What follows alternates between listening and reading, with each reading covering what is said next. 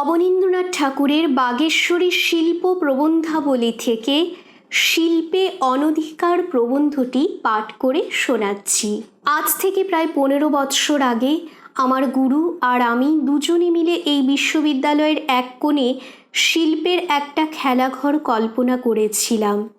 আজ এইখানে যারা আমার গুরুজন ও নমস্য এবং যারা আমার সুরেত এবং আদরণীয়, তারা মিলে আমার কল্পনার জিনিসকে রূপ দিয়ে যথার্থই আমায় চিরদিনের মতো কৃতজ্ঞতার ঋণে আবদ্ধ করেছেন। আমার কতকালের স্বপ্ন সত্য হয়ে উঠেছে আজ সন্ধ্যায়। কেবল সেদিনের কল্পনার সঙ্গে আজকের সত্যিকার জিনিসটার মধ্যে একটি বিষয়ে অমিল দেখছি, সেটা এই সভায় আমার স্থান নিয়ে। সেদিন ছিলাম আমি দর্শকের মধ্যে, প্রদর্শক কিংবা বক্তার আসনে নয়। তাই এক একবার মনে হচ্ছে আজকেরটাই বুঝি দরিদ্রের স্বপ্নের মতো একটা ঘটনা হঠাৎ মিলিয়ে যেতেও পারে। কিন্তু স্বপ্নই হোক আর সত্যই হোক, এরই আনন্দ আমাদের নতুন উৎসাহী দিনের পর দিন কাজ করতে চালিয়ে নেবে, যতক্ষণ আমার কাজ করার এবং বক্তৃতা দেবার শক্তি থাকবে। যোগ সাধন করতে হয় শুনেছি, চোখ বুজে, শ্বাস প্রশ্বাস দমন করে, কিন্তু শিল্প সাধনার প্রকার অন্য প্রকার। চোখ খুলেই রাখতে হয়, প্রাণকে জাগ্রত রাখতে হয়, মনকে পিঞ্জর খোলা পাখির মতো মুক্তি দিতে হয় কল্পনা লোকেও বাস্তব জগতে সুখে বিচরণ করতে। প্রত্যেক শিল্পীকে স্বপ্ন ধরার জাল নিজের মতো করে বুনে নিতে হয় প্রথমে, তারপর বসে থাকা। বিশ্বের চলাচলের পথের ধারে নিজের আসন নিজে বিছিয়ে চুপটি করে নয়, সজাগ হয়ে। এই সজাগ সাধনার গোড়ায় শ্রান্তিকে বরণ করতে হয়। Art is not a pleasure trip, it is a battle, a mill that grinds. মিলেটের উক্তি। Art has been pursuing the chimera, attempting to reconcile two opposites, the most slavish fidelity to nature and the most absolute independence, so absolute that the work of art may claim to be a creation. ব্রাকমন্ট বলেছেন, আমাদেরও পণ্ডিতেরা আর্টকে নিয়তিকৃত নিয়মরহিতা বলেছেন। সুতরাং এই আর্টকে 5 বছরের মধ্যে বিশ্ববিদ্যালয়ের 4খানা দেওয়ালের মধ্যে যে ধরে দিয়ে যাব, এমন আশা আমি করিনি, এবং আমাকে যিনি এখানে ডেকেছেন তিনিও করেন না। আমি বছর নির্বিবাদে আর্ট সম্বন্ধে যা খুশি, যখন খুশি, যেমন করে খুশি, যা তা অবশ্যই যা জানি তা বকে যেতে পারবো, এই ভরসা পেয়েছি। আমার পক্ষে সেইটুকুই যথেষ্ট। কিন্তু আমার যথেষ্ট হলেই তো হলো না, আরও 5 জন রয়েছে, দেশের ও দশের কি হলো, এই প্রশ্ন তো উঠবে একদিন। তাই আমি এই কাজের দিকে 2 পা এগোই, 10 পা পিছুই। আর ভাবি, এই যে এতকাল ধরে নানা ছবি আঁকলেম, ছবি আঁকতে শিখিয়ে চললেম, স্কুল বসালেম এবং 12-13 বছর ধরে এক্সিবিশনই দেখালেম লোকসমাজে, এই যে নবচিত্র কলা পদ্ধতি বলে একটা অদ্ভুত জিনিস, এই যে প্রাচীন ভারত চিত্র বলে একটা গুপ্তধনের সন্ধান দেওয়া গেল, আর আগেকার সাদা মাসিক পত্রগুলোকে সচিত্র করে, ছেলেদের বইগুলোকে রঙিন ছবিতে ভরিয়ে সমালোচকদের হাতে ন ভূত ন ভবিষ্যতে সমালোচনা করবার মহাস্ত্র আরও একটি বাড়িয়ে তোলা হলো। এগুলো বিনা পারিশ্রমিক দেওয়া বলেই কি যথেষ্ট হলো না? বিনামূল্যে আনন্দে একটু দেওয়া, সেই তো ভালো দেওয়া। মূল্য নিয়ে ওজন করে যা দেওয়া, সেটা দোকানদারের ফাঁকি দিয়ে ভরা হলেই যে যথেষ্ট ভালো হয় তা তো নয়। তাই বলি, আমি বলে যাব, তোমরা শুনে যাবে, আমি ছবি লিখে যাব, তোমরা দেখে আনন্দ করবে অথবা সমালোচনা করবে, কিংবা তোমরা লিখবে, বলবে, আমি দেখব, শুনবো, আনন্দ করব। আর যদি সমালোচনা করি তো মনে মনে এর চেয়ে বেশি আপাতত নাই হলো। শিল্পের একটা মূল মন্ত্রই হচ্ছে নালমতি বিস্তরেন। অতি বিস্তরে যে অপর্যাপ্ত রস থাকে তা নয়, অমৃত হয় একটি ফোঁটা, তৃপ্তি দেয় অফুরন্ত। আর ওই অমৃতে জিলাপির বিস্তার মস্ত। কিন্তু খেলে পেটটা মস্ত হয়ে ওঠে আর বুক চেপে ধরে বিষম রকম। শিল্প রসের উপর অধিকারের দাবি আমার যে কত অল্প তা আমি যেমন জানি, এমন তো কেউ নয়। কারণ অমৃত বন্টনের ভার নিতে আমি একেবারেই নারাজ। আমার সাধ্য যা তাই দেবার হুকুম পেয়েছি। দিতে হবে যা আছে আমার সংগ্রহ করা।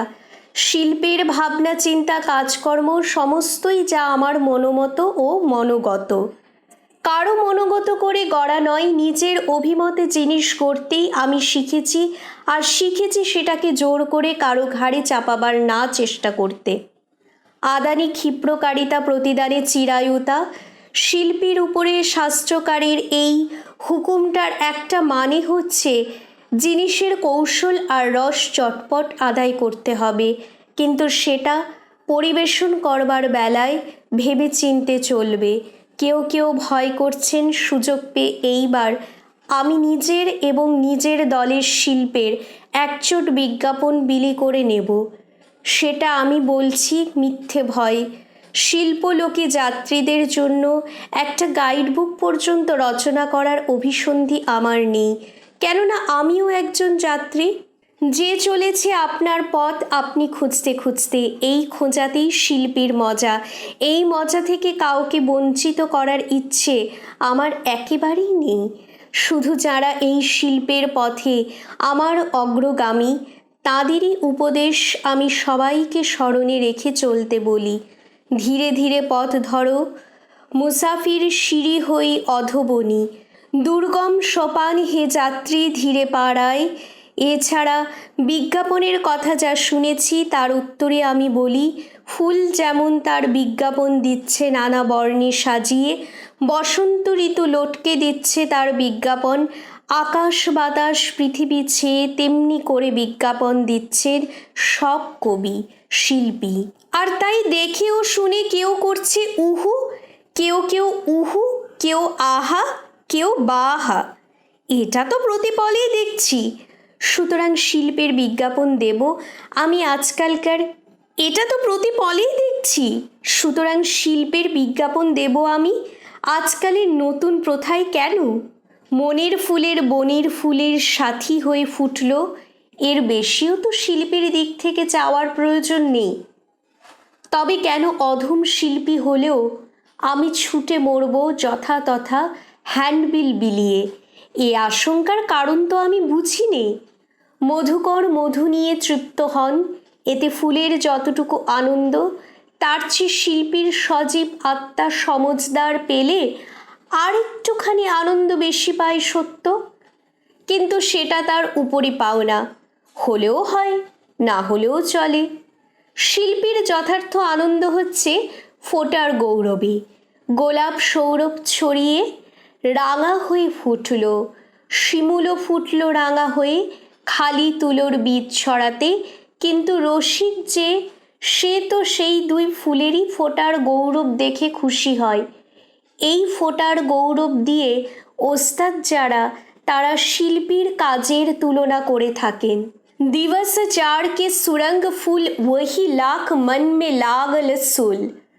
দুদণ্ডের জীবন ফুটল রসিকের এই দেখেই মন বলে মরি মরি। এইখানেই শিল্পীতে আর কারিগরে তফাৎ।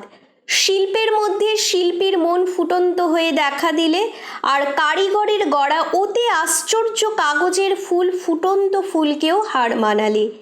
কিন্তু মনের রস সেটা কি সজীব করে দিলে না?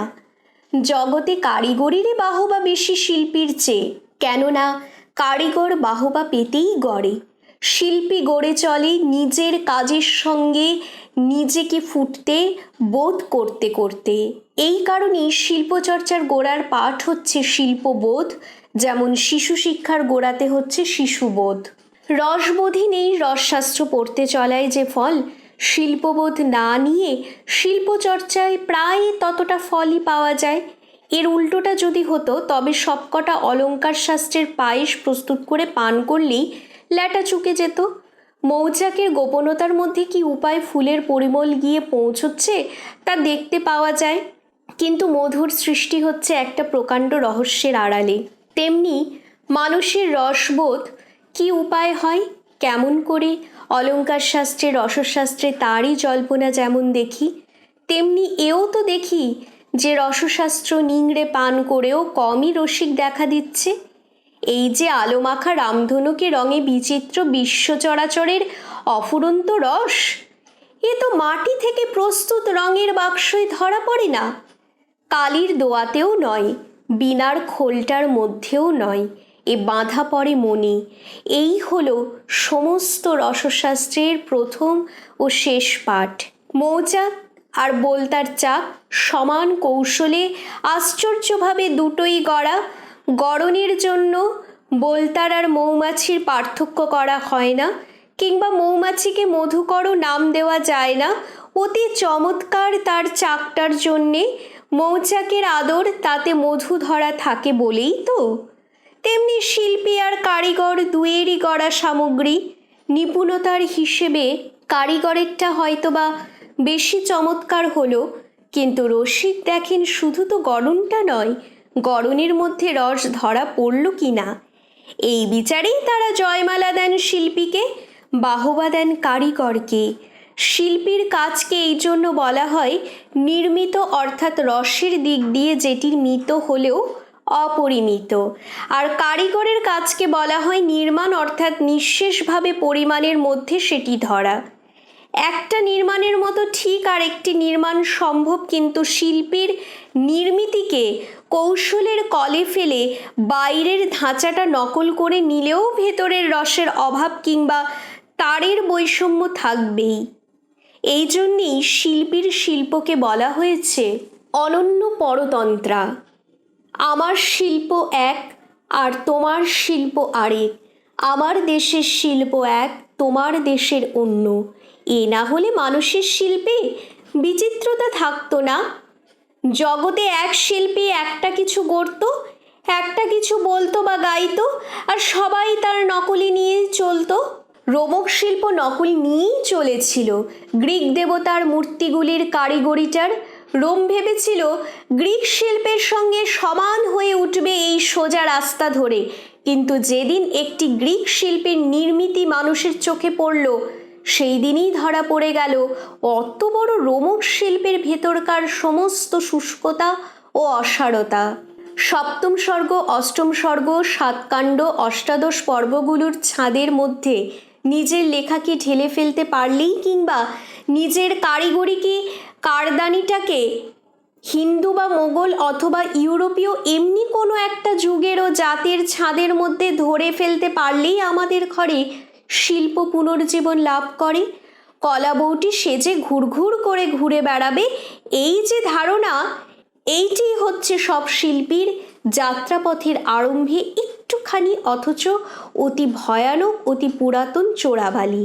এর মধ্যে একটা চমৎকার চকচকে সাধু ভাষায় যাকে বলে লোষ্ট্র পড়ে আছে, যার নাম ট্রেডিশন বা প্রথা। অনন্তকালের সঞ্চিত ধনের মতো এর মোহ। একে অতিক্রম করে যাবার কৌশল জানা হলে তবে শিল্পলোকের হাওয়া এসে মনের পাল ভরে তোলে।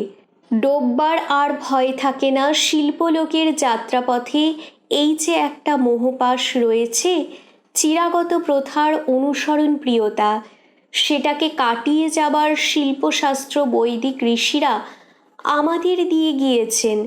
মানুষের নির্মিত এই সমস্ত খেলনার সামগ্রী, এই হস্তি, কাংস্যবস্ত্র, হিরণ্য, অশ্বতরীযুক্ত রথ প্রভৃতি যে শিল্প, সমস্ত দেবশিল্পের অনুকরণ মাত্রা। একে শিল্প বলা চলে না, এ তো দেবশিল্পীর দ্বারাই করা হয়ে গেছে। মানুষের কৃতিত্ব এর মধ্যে কোথায়? এ তো শুধু প্রতিকৃতি বা নকল করা হলো মাত্র। হে যজমান শিল্পী, দেবশিল্পীর পরে এলেম আমরা, সুতরাং আমাদের করাটা নামে মাত্র অনুকৃতি বলে ধরা যায়, কিন্তু আমাদের কাজে সৃষ্টির কৃতিত্ব যেখানে, সেখানে মানুষের শিল্পের সঙ্গে দেবশিল্পের রচনার উপায়ের মধ্যে পার্থক্য কোথাও নেই। শুধু সেটি পড়ে করা হয়েছে, অনুকৃত হয়েছে মাত্র। এই রহস্য জানো? এ যে জানে সকল শিল্পই তার অধিকারে আসে, শিল্প তার আত্মার সংস্কার সাধন করে। এই যে শিল্প, এমন যে শিল্পশাস্ত্র, কেবল তারই দ্বারাই যজমান নিজের আত্মাকে ছন্দময় করে যথার্থ যে সংস্কৃতি তাই লাভ করে এবং প্রাণের সঙ্গে বাক্যকে, চক্ষুর সহিত মনকে, স্রোতের সহিত আত্মাকে মিলিত করে। যতদিন মানুষ জানেনি তার নিজের মধ্যে কি চমৎকারিণী শক্তি রয়েছে সৃষ্টি করবার, ততদিন সে তার চারিদিকের অরণ্যানীকে ভয় করে চলেছিল, পর্বত শিখরকে ভাবছিল দুরারোহ ভীষণ, বিশ্বরাজ্যের উপরে কোনো প্রভুত্বই সে আশা করতে পারছিল না। তার কাছে সমস্তই বিরাট রহস্যের মতো ঠেকছিল। সে চুপচাপ বসেছিল, কিন্তু যেদিন শিল্পকে সে জানলে, সেই মুহূর্তেই তার মন ছন্দময়, বেদময় হয়ে উঠল। রহস্যের দ্বারে গিয়ে সে ধাক্কা দিলে সবলে। শুধু এই নয়, ভয় দূরে যাওয়ার সঙ্গে সঙ্গে মানুষ তার এই দুদিনের খেলাঘরে অতি আশ্চর্য খেলা কাণ্ড কারখানা আরম্ভ করে দিলে। আগুনকে সে বরণ করে নিয়ে এলো নিজের ঘরে ঘুমন্ত দেশের রাজকন্যার মতো সোনার কাঠির স্পর্শে জাগিয়ে তুলে। অমনি সঙ্গে সঙ্গে তার ঘরে বেজে উঠল লোহার তার আশ্চর্য সুরে। মাটির প্রদীপ জেলে দিলে নতুনতর তারার মালা। মানুষ সমস্ত জড়তার মধ্যে ডানা দিয়ে ছেড়ে দিলে আকাশ দিয়ে বাতাস কেটে উড়ে চলল, সমুদ্রের পরপারে পাড়ি দিয়ে চলল। মানুষের মনোরথ মনতরী, তার স্বপ্ন, তার সৃষ্টির পসরা বয়ে।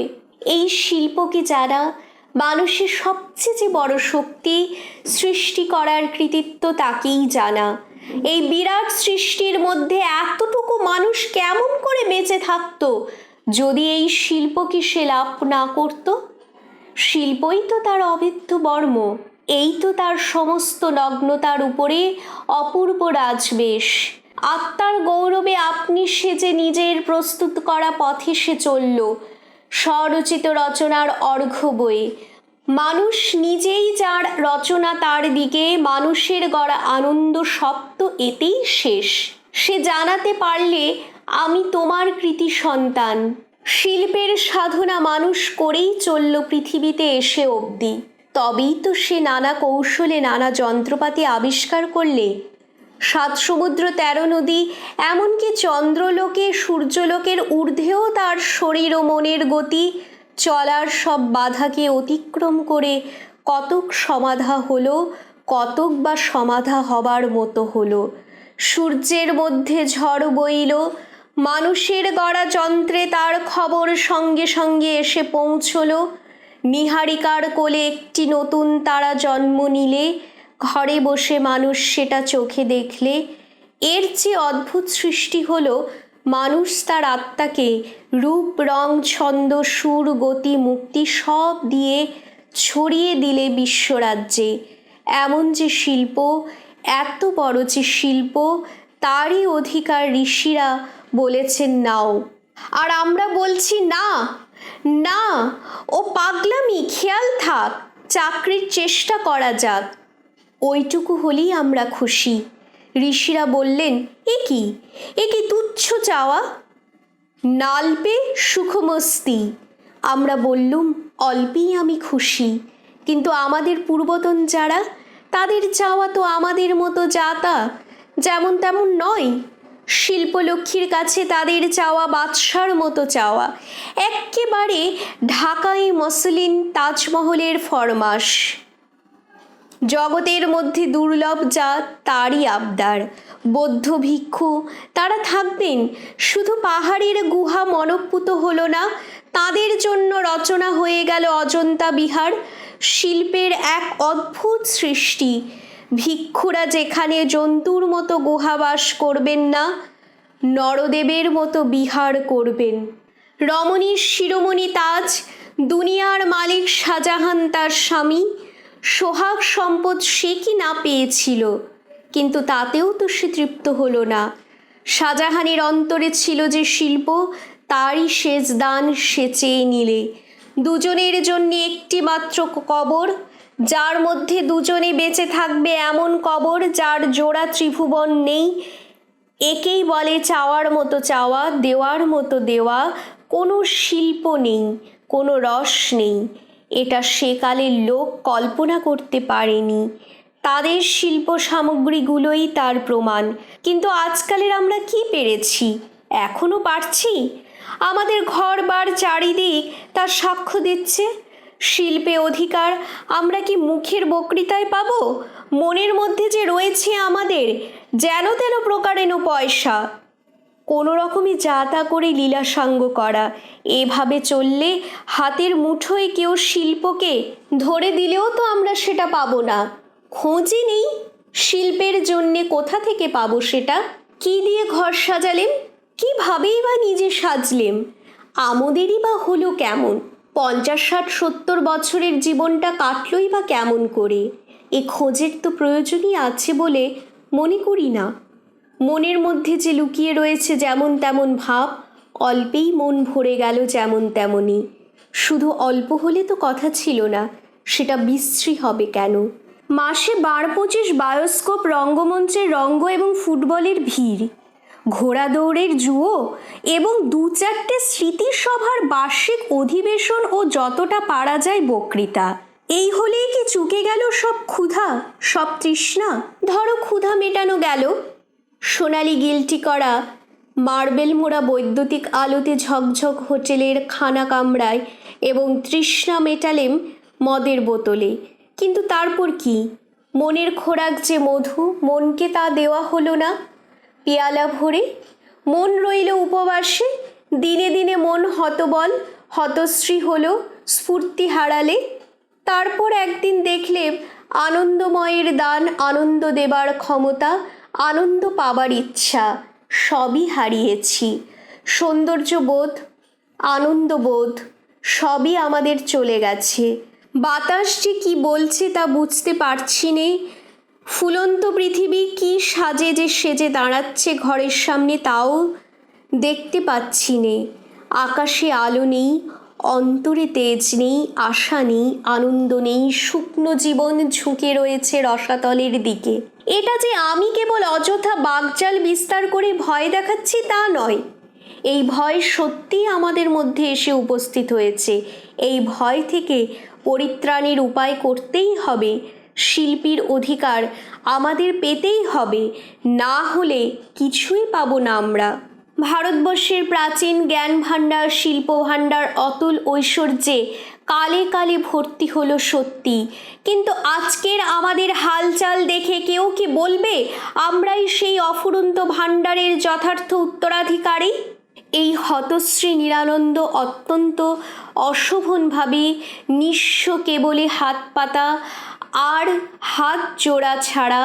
হাতের সমস্ত আজ যারা ভুলে বসেছি সূর্যের কণা দিয়ে গড়া কোণারক মন্দির, প্রেমের স্বপন দিয়ে ধরা তাজ, এগুলো কি আমাদেরই? ভারতবাসী বলেই কি এগুলো আমাদের হলো? তা তো হতে পারে না। এইসব শিল্পের নির্মিতি, এদের নিজের বলবার অধিকার অর্জন করব শুধু সেই দিন যেদিন শিল্পকে আমরা লাভ করব, তার পূর্বে তো নয়। শিল্প যেদিন আমাদের হবে সেদিন জগৎ বলবে এ সবই তো তোমাদের, আমাদের শিল্পও তোমাদের। আমাদের দেশের রসিকরা বলেছেন শিল্পকে অনন্য পরতন্ত্রা। শিল্পের সাধনা যে করে, কি দেশের কি বিদেশের প্রাচীন নতুন সব শিল্পের ভোগ তারই কপালে ঘটে। আমার দেশ বলে ডাক দিলে দেশটা হয়তো বা আমার হতেও পারে, কিন্তু দেশের শিল্পের উপরে আমার দাবি যে গ্রাহ্য হবে না সেটা ঠিক। তা যদি হতো তবে কালা পাহাড় থাকলে সেও আজ আমাদের সঙ্গে ভারত শিল্পের চূড়া থেকে প্রত্যেক পাথরটির উপরে সমান দাবি দিতে পারত। কেননা কালা পাহাড় ছিল ভারতবাসী এবং আমাদেরই মতো ভাঙতে পটু, গড়তে একেবারেই অক্ষম। শুধু কালা পাহাড় ভেঙে গেছে রাগে আর আমরা ভাঙছি বিরাগে, এই মাত্র তফাৎ। কাব্যকলা, শিল্পকলা, গীতকলা এ সবাইকে রসরুচিরা বলে কবিরা বর্ণনা করেছেন এবং তিনি হৃদয়ময়ী আনন্দের সঙ্গে ওতপ্রোত হয়ে আছেন। আর তিনি অনন্য পরতন্ত্রা, যেমন তেমন যার তার কাছে তো তিনি বাধা পড়েন না। রসিক কবি, এদেরই তিনি বরণ করেন এবং এদেরই তিনি সহচরী সঙ্গিনী সবই। আমরা যারা এক অফিসের কাজ এবং শেয়ারের কাজ ও তথাকথিত দেশের কাজ প্রভৃতি ছাড়া আর কিছুতেই আনন্দ পাইনে, রস পাইনে, পাবার চেষ্টাও করিনে, তাদের কাছ থেকে শিল্প দূরে থাকবেন, এতে আশ্চর্য কি? অলস কুত শিল্পং আসিপ্পাস্য কুত ধনং। নিজের শিল্প থেকে ভারতবাসী হলেও আমরা কতখানি দূরে সরে পড়েছি এবং বিদেশি হলেও তারা ভারত শিল্পের রত্নবেদীর কতখানি নিকটে পৌঁছে গেছে তার দুটো একটা উদাহরণ দিচ্ছি। জাপানের শ্রীমৎ ওকাকুরা শেষবার এদেশে এলেন। সংকট রোগে শরীর ভগ্ন, কিন্তু শিল্পচর্চা রসালাপের তার বিরাম নেই। সেই বিদেশি ভারতবর্ষের একটি তীর্থ দেখতে এসেছেন। দূর প্রবাস থেকে নিজের ঘরের মৃত্যুশয্যার আশ্রয় নেবার পূর্বে একবার জগন্নাথের মন্দিরের ভেতরটা কেমন শিল্পকার্য দিয়ে সাজানো দেখে যাবেন, এই তাঁর ইচ্ছা। আর সেই কোণারক মন্দির, যার প্রত্যেক পাথর শিল্পীর মনের আনন্দ আর আলো পেয়ে জীবন্ত হয়ে উঠেছে, সেটাও ওই সঙ্গে দেখে নেবার তাঁর অত্যন্ত আগ্রহ দেখলেন। জগন্নাথের ডাক পড়েছে আমার বিদেশি শিল্পী ভাইকে, কিন্তু জগন্নাথ ডাকেন তো ছড়িবর্দার ছাড়ে না, ভারতের বড়লাটকে পর্যন্ত বাধা দেয়। এত বড় ক্ষমতা সে ধরে, তাকে কিভাবে এড়ানো যায়? শিল্পীতে মন্ত্রণা বসে গেল। চুপি চুপি পরামর্শটা হলো বটে, কিন্তু গেলেন জগবন্ধু দর্শন করতে দিনের আলোতে রাজার মতো। এইটি ছিল বিশ্বশিল্পীর মনোগত। শিল্পী বিদেশি হলেও তার যেন গতিরোধ না হয় দর্শনের দিনে। দ্বার খুলে গেল, প্রহরী সসম্মানে এক পাশ হলো। জাপানের শিল্পী দেখে এলেন ভারতের শিল্পীর হাতে গড়া দেব মন্দির, বৈকুণ্ঠ, আনন্দবাজার, মায় দেবতাকে পর্যন্ত। এই পরমানন্দের প্রসাদ পেয়ে বন্ধু দেশে চললেন অক্ষত শরীরে। তার বিদায়ের দিনের শেষ কথা আমার এখনো মনে আছে, ধন্য হলেম, আনন্দের অবধি পেলেম, এইবার পরপারে সুখে যাত্রা করি। এই তো গেল শিল্পীর যথার্থ অনুরাগী অথচ বিদেশির ইতিহাস। এইবার স্বদেশী অথচ বিরাগীর কথাটা বলি।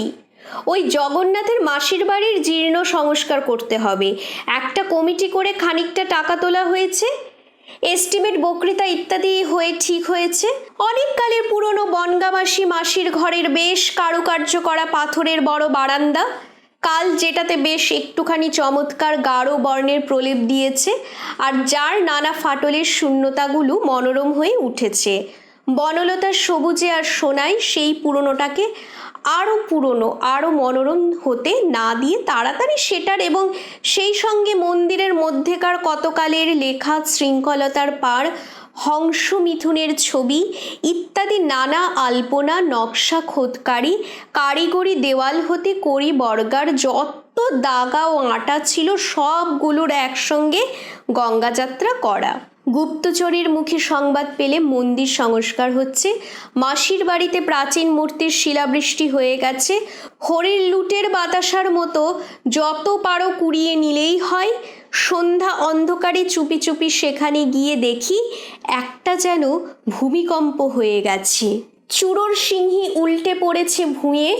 পাতালের মধ্যে যে ভীত শিকড় গেড়ে দাঁড়িয়েছিল এতকাল, সে শুয়ে পড়েছে মাটির উপরে, সব ওলটপালট, তছনছ।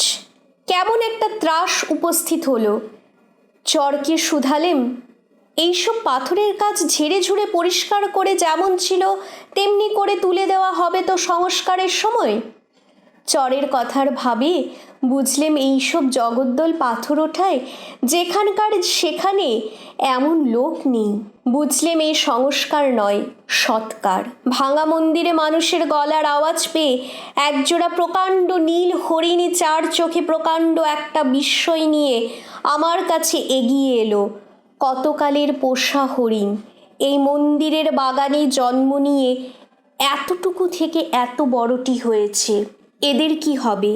শুধিয়ে জানলেম এদের বিক্রি করা হবে, আর এদের সঙ্গে সঙ্গে যে বাগিচা বড় হতে হতে প্রায় বন হয়ে উঠেছে, বনস্পতি যেখানে গভীর ছায়া দিচ্ছে, পাখি যেখানে গাইছে, হরিণ যেখানে খেলছে, সেই বনফুলের পরিমলে ভেড়া পুরনো বাগিচাটা চষে ফেলে যাত্রীদের জন্যে রন্ধনশালা বসানো হবে। আমার যন্ত্রণাভোগের তখনও শেষ হয়নি, তাই ডবল তালা দেওয়া ঘর দেখিয়ে বললেম, এটাতে কি? পান্ডা আস্তে আস্তে ঘরটা খুললে দেখলেম মিন্টন আর বরণ কোম্পানির টালি দিয়ে অত বড় ঘরখানা বোঝাই করা। ভাঙার মধ্যে ধ্বংসের স্তূপে রস আর রহস্য নীল দুটি হরিণের মতো বাসা বেঁধেছিল। সেই যে শোভা, সেই শান্তি মনে ধরল না আমাদের। ভালো ঠেকলো দুখানা চকচকে রাঙামাটির টালি। শিল্পে অধিকার জন্মালো না, চুপ করে বসে থাকা গেল। ঘেটে ঘুটে যা পেলেম তাই নিয়ে সে ভালো। কিন্তু হঠাৎ মনে হলো শিল্প সংস্কার করতে হবে, কিংবা দ্বিতীয় একটা অজন্তা বিহার কিংবা তাজমহলেরই একটা ইন্সপিরেশনের চোটে অম্বলশুলের বেদনার মতো বুকের ভেতরটা জ্বলে উঠল। অমনি লাটিমের মতো ঘুরতে লেগে গেলেন বো বো শব্দে শিল্প সংস্কার। শিল্পের ফাউন্ডেশন স্টোন স্থাপনের কাজে এ হলেই মুশকিল। যে ঘোরে তার ততটা নয়, কিন্তু শিল্প যেটা অনাদরে পড়ে রয়েছে এবং মানুষ যারা চুপচাপ রয়েছে নিজের ঘরে, তাদেরই ভয় আর মুশকিল তখন। ইন্সপিরেশন অমন হঠাৎ আসে না। মনাগুলোর জ্বালায়, অম্বলশুলের জ্বালায় ভেদ আছে। শিল্পজ্ঞানের প্রদীপ হঠাৎ ইন্সপিরেশন পেয়ে অমন রোগের জ্বালার মতো জ্বলে না, কাউকে জ্বালায়ও না। আগুন ধরিয়ে দিতে হয় সাবধানে স্নেহ ভরা প্রদীপে, তবেই আলো হয় দপ করে। একেই বলে ইন্সপিরেশন। ইন্সপিরেশন কি অমনি আসে? অর্জন করলেম না। শিল্প ইন্সপিরেশন আপনি এলো ভিক্ষুকের কাছে রাজত্বের স্বপ্নের মতো। এ হবার জো নেই। আমাকে প্রত্যয় না হয়তো এখনকার ইউরোপের মহাশিল্পী রোদা কি বলেছেন দেখো, inspiration, that is a romantic old idea void of all sense. Inspiration will, it is supposed, enable a boy of 20 to carve a statue straight out of the marble block in the delirium of his imaginations. It will drive him one night to make a masterpiece straight off, because it is generally at night that these things occur. I do not know why. Craftsmanship is everything. Craftsmanship shows thoughtful work. All that does not sound as well as inspiration. It is less effective. It is nevertheless the whole basis of art. কিন্তু অর্জন নেই।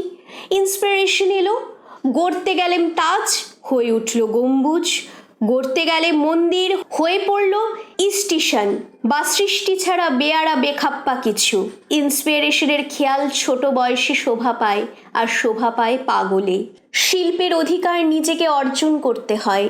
পুরুষনাক্রমে সঞ্চিত ধন যে আইনে আমাদের হয়, তেমন করে শিল্প আমাদের হয় না। কেননা শিল্প হলো নিয়তিকৃত, নিয়মরহিতা। বিধাতার নিয়মের মধ্যেও ধরা দিতে চায় না সে। নিজের নিয়মে সে নিজে চলে, শিল্পীকেও চালায়। দায় ভাগের দোহাই তো তার কাছে খাটবে না। চুলোয় জাগিয়ে ইন্সপিরেশন। সাধনা, অর্জনা ওসবে কি দরকার? টাকা ঢাললে বাঘের দুধও মেলে, শিল্প মেলবে না? কোনো ছবি মূর্তি বসাও মিউজিয়াম, খুলে দাও জাতীয় শিল্পের চেয়ার। সেখান থেকে তাপমান যন্ত্রে প্রত্যেকের রসের উত্তাপের ডিগ্রি মেপে দেওয়া হোক ডিপ্লোমা। লাইব্রেরি হোক রসশাস্ত্রের স্কুল হোক, সেখানে বসুক ছেলেরা চিত্রকারি, খোদকারি, নানা কারিগরি শিখতে। লিখতে লেগে যাক বড় বড় থিসিস শিল্পের উপরে, ছাপা হয়ে চলে যাক সেগুলো ইংরেজিতে বিদেশে। আকাশের চাঁদকে পর্যন্ত ধরা যায় এমন বিরাট আয়োজন করে বসা যাক। শিল্প সুরসুর করে আপনি আসবে। হায় যে শিল্প, বাতাসের ফাঁদ পেতে আকাশের চাঁদকে সত্যিই ধরে এনে খেলতে দিচ্ছে মানুষকে। তাকে তলব দেব এমনি করে? হুজুরের তলব মজুরের উপরে, আর সে এসে হাজির হবে দুয়ারের বাহিরে জুতো রেখে দুহাতে সেলাম ঠুকতে ঠুকতে। আমেরিকা তার কুবের ভাণ্ডার খুলে দিয়ে পৃথিবীর শিল্প সামগ্রী নূতন পুরাতন সমস্তই আরব্য উপন্যাসের দৈত্যের মতো উড়িয়ে নিয়ে গেল নিজের বাসায়। সেখানে সংগ্রহের বিরাট আয়োজন, চর্চার বিরাট বিরাট বন্দোবস্ত, হাঁক ডাকও বিরাট। কিন্তু সেখানে কল হলো, কারখানা হলো, আকাশ প্রমাণ সব বাড়ি, যোজন প্রমাণ সব সেতু আর মাদ উঠে বেঁধে ফেললে নায়গ্রা নির্ঝর। কিন্তু সেই আয়োজনের পাহাড় এত উঁচু যে তার ওপারে কোথাও যে শিল্পীর আনন্দের নির্ঝর ঝরছে তা জানাই মুশকিল হয়েছে তাদের।